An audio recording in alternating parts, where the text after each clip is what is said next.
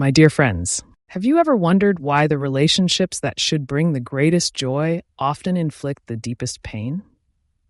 Why a simple word, a fleeting glance, or even silence can spark misunderstandings so profound they feel almost unnatural? The answer lies in a truth many would rather avoid. There is an unseen battle raging over your relationships. Forces of darkness take a perverse delight in twisting, distorting, and poisoning the connections meant to embody love and unity. It often begins subtly. A friend forgets to call, a loved one uses a sharp tone, and suddenly your mind is flooded with whispers. They don't care. They've grown distant. They're against you. You accept these thoughts as your own, never considering that they may have been planted. Assumption is the enemy's first weapon, and once it takes root, it quickly grows into bitterness and resentment. From there, the enemy wields the tool of distortion. Small offenses, those everyday irritations, are exaggerated until they feel insurmountable. A misplaced word, an overlooked gesture, or a minor mistake becomes a mountain too steep to climb. The devil knows this truth. Great disasters rarely destroy relationships.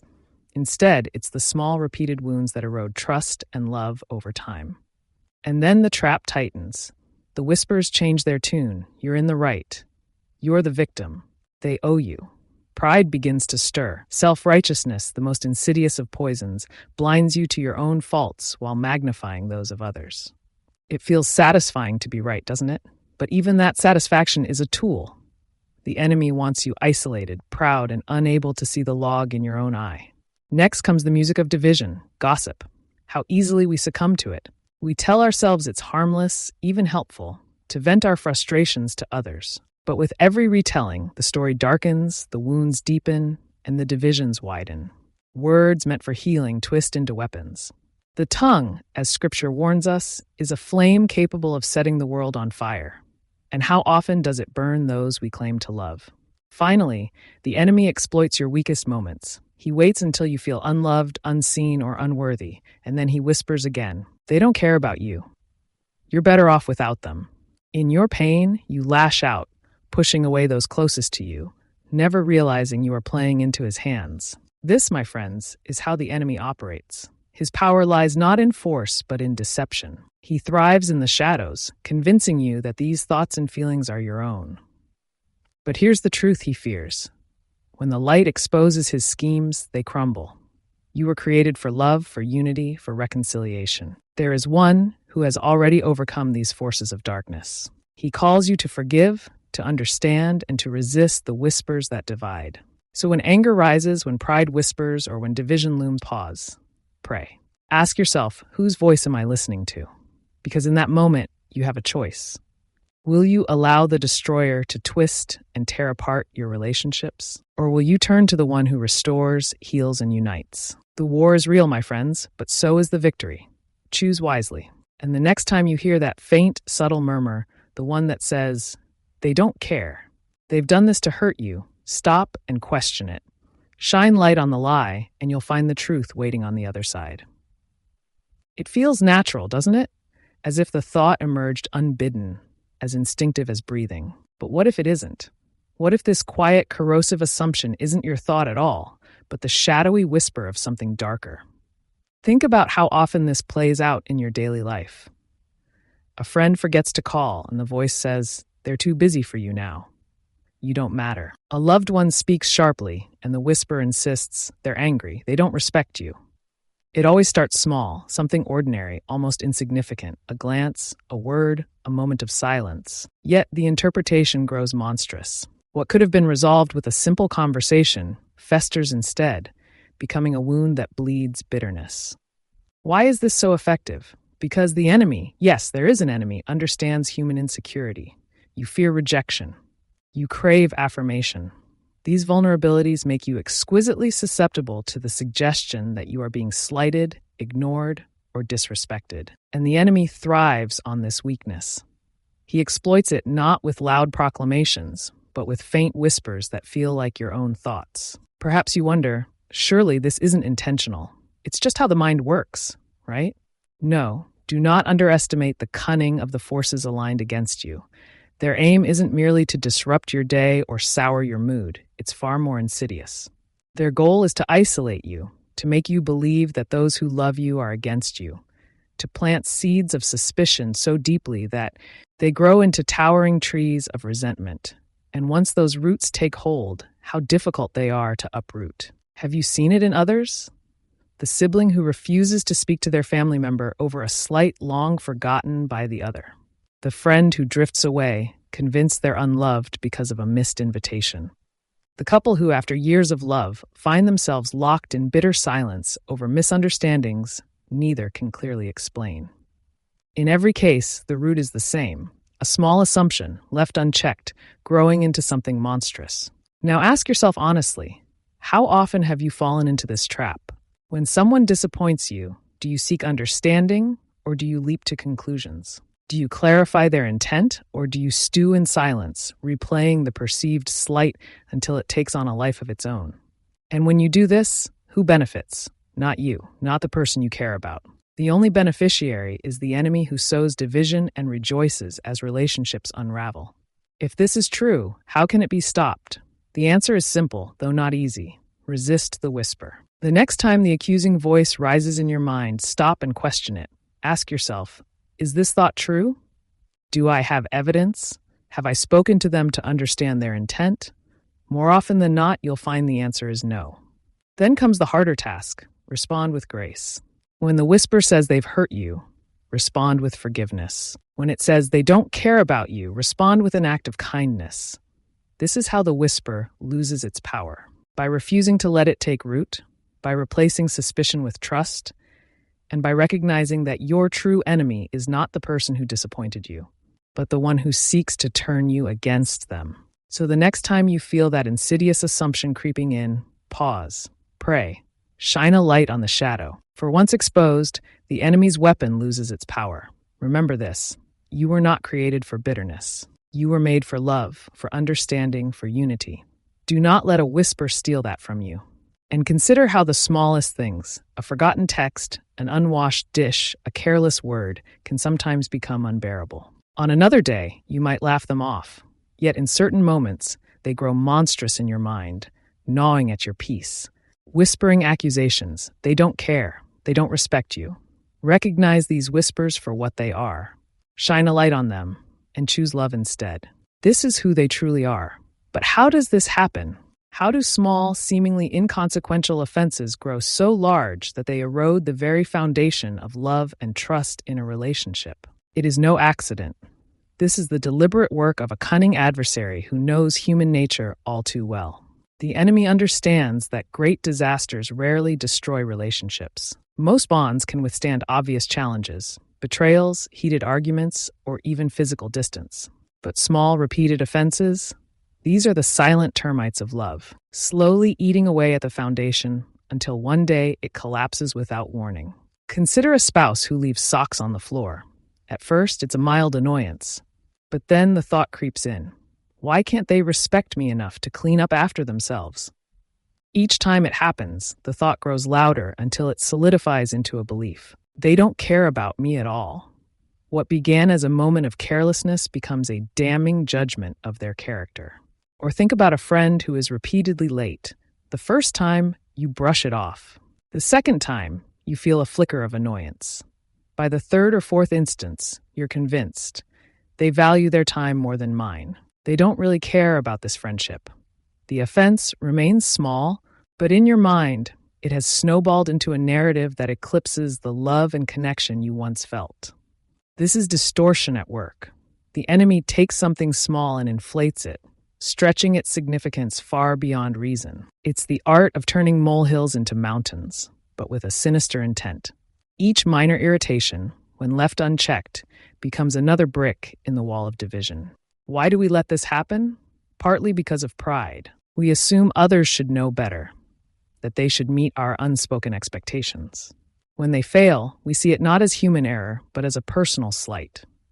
This is exactly what the enemy wants, to keep your focus on their flaws, magnifying them, while ignoring their intentions or their heart. The result?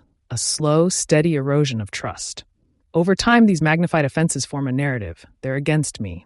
They'll never change. This isn't worth fixing. But here's the truth. Most offenses are unintentional. The The socks on the floor, the missed text, the careless word, these are not acts of war. They are the byproducts of human imperfection, the same kind of mistakes you make yourself without realizing it. The enemy knows this, but depends on you forgetting it. So how do you resist this distortion? First, recognize it for what it is. When an irritation starts to grow in your mind, pause and ask yourself, is this worth my peace? Is this worth the love I have for this person? Most of the time, the answer will be no. Next, choose grace over grievance. Instead of letting the irritation fester, address it gently, with understanding. If it's a pattern that needs change, speak up, but do so in love, not accusation. And if the offense is truly minor, let it go. Forgiveness isn't just a gift to the other person, it's a shield for your own heart. Above all, don't let the enemy use small offenses to rob your relationships of joy and trust. Love doesn't ignore faults, it simply refuses to let them outweigh the good. When the whispers come urging you to dwell on the minor or magnify the trivial, silence them. Replace them with gratitude, understanding, and love. This is how trust is rebuilt, and the distortions of darkness are undone. Have you ever found yourself in a situation where, even though everything points to the possibility that you've made a mistake, your mind insists, I didn't do anything wrong. It's them. They owe me an apology? That's pride whispering in the shadows. Shine a light on it and choose humility instead. There's a strange comfort in that thought, isn't there? The idea that you're not at fault, that you're blameless while everyone else is the problem. It feels like a shield, doesn't it? A way to protect your pride, to preserve your sense of superiority. But it's a trap, a far more dangerous one than many realize. This poison of self-righteousness is the enemy's favorite weapon against relationships. It starts with pride, that subtle, insidious tendency to elevate ourselves above others. When pride takes root, it warps our perception of reality. We no longer see ourselves as we truly are, flawed, imperfect, human. Instead, we view ourselves as more deserving of respect and admiration.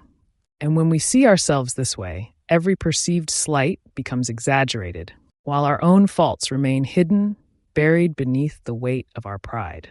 How often, in the midst of conflict, have you focused not on your own shortcomings, but on the flaws of others? You think, I did nothing wrong. They should have known better. I have every right to feel this way. With every repetition of this thought, the faults of the other person grow larger in your mind, while your own fade into obscurity. The truth becomes distorted, leaving only a version of the story where you are the righteous one and everyone else is at fault. It's easy to fall into this trap because being blameless feeds our ego. It offers a sense of moral superiority, a false sense of control, and the comfort of being right. But the painful truth is that this kind of self-righteousness is harmful, not just to others, but to yourself. When you convince yourself that you're always the victim, always in the right, you begin to build walls around your heart. You stop seeing your own imperfections, and in doing so, you hinder your growth. When we refuse to acknowledge our flaws, we stop learning, stop evolving, and ultimately stop loving. We become stuck in a cycle of pride, demanding apologies but never offering them, expecting others to change but refusing to see the need for our own transformation. The enemy thrives in this cycle. Each time you refuse to acknowledge your role in a conflict, every time you choose self-righteousness over understanding, you isolate yourself further. You resist healing, reconciliation, and restoration. And that, my friends, is exactly what the enemy wants, a heart hardened by pride, blind to its own shortcomings, and incapable of seeking peace. You may think, but I'm right. I didn't do anything wrong. And yes, there are times when you've been wronged, when others have hurt you. But even in those moments, wisdom asks, what role did I play? What could I have done differently? Self-righteousness blinds us to these crucial questions. It convinces us that we are justified in our anger, entitled to our bitterness, and owed apologies. Yet the truth is, no one is without fault, not even you. So what can be done? The first step is humility. The next time you find yourself convinced of your blamelessness, pause. Ask yourself, what part of this situation can I own? Where did I go wrong? It's a hard question, but an essential one. You may discover, as uncomfortable as it is, that your pride has clouded your judgment. Humility doesn't mean ignoring the faults of others. It means recognizing your own first. It's about breaking free from the trap of self-righteousness, tearing down the walls of pride, and stepping into a place of growth, reconciliation, and love. Only then can relationships truly heal, and only then can the enemy's weapon of division be defeated. The second step is forgiveness, not just for others, but for yourself. Forgive yourself for the times you were blind to your flaws, for the moments when pride seeped into your heart and poisoned your relationships. This forgiveness is crucial because without it, healing cannot begin. The enemy's trap isn't to make you blatantly arrogant or boastful, it's far more subtle. His trap lies in making you believe you are always right, never wrong, and in doing so, keeping you from the grace that can heal the fractures in your heart and relationships. So, when pride whispers that you are beyond reproach, recognize it for what it is, a lie. A lie that, when exposed, loses its grip on you. Humble yourself, seek reconciliation, and watch as the chains of self-righteousness fall away. Have you ever found yourself in a conversation that started innocently, only to spiral into something darker? A comment about a mutual friend, a passing complaint about a colleague, it all seems harmless at first, doesn't it? After all, aren't you just venting? But as the conversation deepens, the tone shifts, and something that should have remained private turns into a weapon. The whispers grow louder. The small betrayals of trust start to pile up, and before you know it, the enemy has entered the room, weaving his web of division.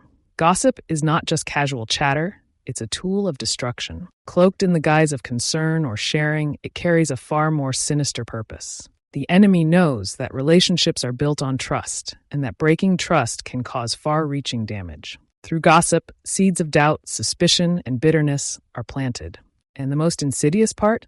It often makes you feel justified, as though you're simply speaking the truth or sharing an important perspective. But pause and think. How often do we consider the consequences of our words when we gossip? We discuss others' faults as if they're indisputable facts, rarely considering their side of the story, their circumstances, or their heart. We exaggerate, distort, and in doing so, create a narrative that suits our feelings but undermines the truth. What starts as a small, seemingly innocent comment, "Did you hear what they did?" can snowball into a campaign to undermine someone's character, question their motives, and diminish their worth. The enemy understands the power of words far better than we do. Words are not just sounds or symbols. They carry weight, they shape perceptions, they wound. The book of Proverbs warns that the tongue has the power of life and death. Yet, how often do we use it to tear others down, rather than to build them up? How often do we allow it to spread division instead of fostering unity? The enemy is there in those moments, whispering lies. What you're saying isn't wrong. You're justified. It's harmless talk. But have you ever paused to consider how much harm those harmless words cause? How many relationships have been damaged because of gossip? How many hearts have been wounded by careless words? Gossip doesn't just harm the person being discussed. It infects everyone involved. It spreads negativity like a virus, corrupting the speaker, the listener, and the subject of the conversation. It divides, isolates, and ultimately destroys the very relationships it touches.